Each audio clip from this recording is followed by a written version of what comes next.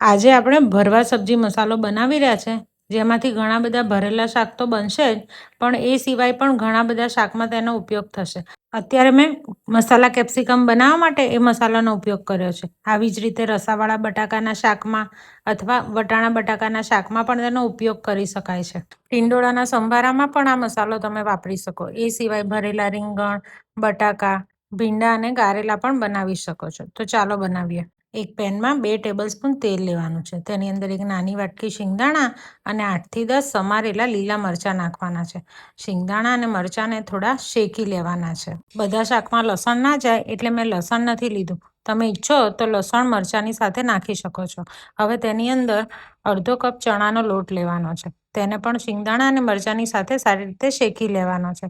હવે ગેસની flame of કરી લેવાની છે અને આ બધા મસાલા જેનું માપ હું નીચે આપી દઉં છું તે અંદર ઉમેરી લેવાના છે. બધું એકવાર ભેળવી લેવાનું છે અને ઠંડુ પડવા દેવાનું છે.